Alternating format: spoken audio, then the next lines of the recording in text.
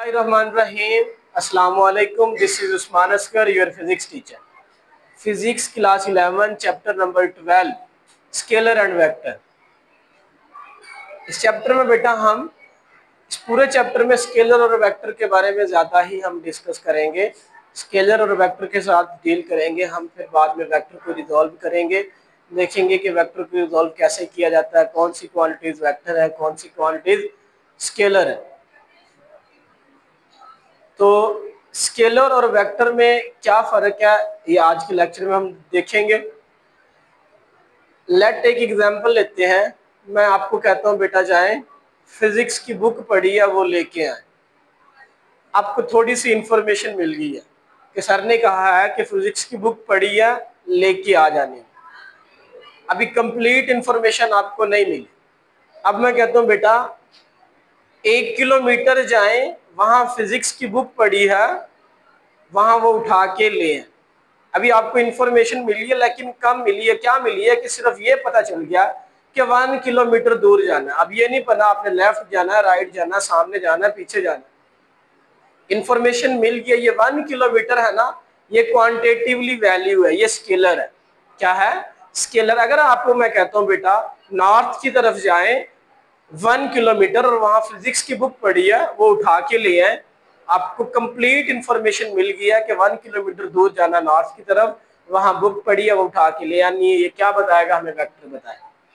तो स्केलर क्या है बेटा? Scalar are physical quantities. आप जानते हैं फिजिकल क्वांटिटीज ऐसी क्वांटिटीज जिन्हें हम इजीली मेजर कर सकते हैं, और नॉन फिजिकल क्वांटिटी जिन्हें हम मेजर नहीं कर सकते, जैसे किसी का गुस्सा, किसी का प्यार, किसी की नफरत, ये नॉन फिजिकल क्वांटिटी।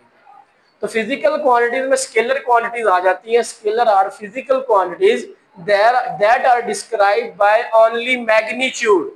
कुछ क्वांटिटीज ऐसी होती है, जैसे हमने एप्पल लेने, हम उसे कह देंगे कि भाई 1 kg एप्पल दे दें, ठीक है। या आप कोई भी बर्गर लेने, आप कहेंगे 2 बर्गर दे दें। तो ये सिर्फ आप क्वांटिटेटिवली वैल्यू बता रहे हैं, ये डायरेक्शन नहीं बता रहे कि मुझे आप 1 kg एप्पल दे दें नॉर्थ की तरफ या लेफ्ट की तरफ या साउथ की तरफ, ये नहीं कहेंगे।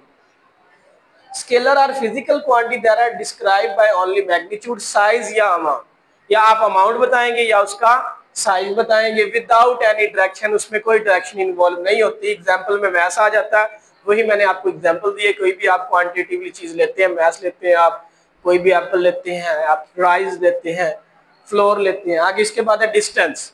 डिस्टेंस क्या है? डिस्टेंस भी बेटा कुछ बच्चे ये समझते हैं कि डिस्टेंस और डिस्टेंस भी एक वेक्टर क्वांटिटी है। डिस्टेंस नहीं होता, वो डिस्प्लेसमेंट वेक्टर क्वांटिटी होता है। आपने क्लास 9th में डिस्टेंस और डिस्प्लेसमेंट में फर्क समझा होगा।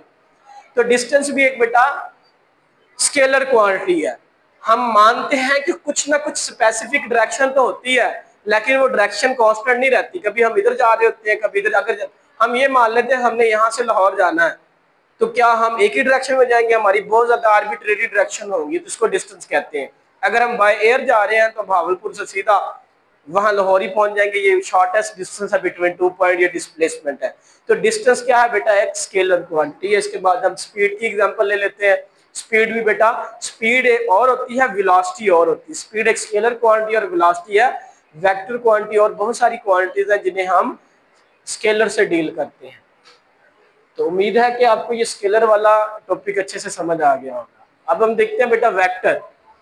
वही मैंने आपको बताया था, वेक्टर हमें कंप्लीट इंफॉर्मेशन देता है। कैसे कंप्लीट इंफॉर्मेशन देता है? मैंने आपको पहले बताया था। मैंने आपसे कहा कि बेटा 1 किलोमीटर दूर जाएं और वहाँ फिजिक्स की बुक पढ़ी है वो उठा के लाएं। आपको इन्फॉर्मेशन मिली है, लेकिन वो बहुत ही कम मिली है।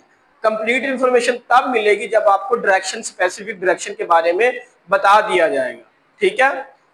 चले तो डिफाइन देखते हैं। द फिजिकल क्वांटिटीज, यहाँ क्वांटिटीज आएगा।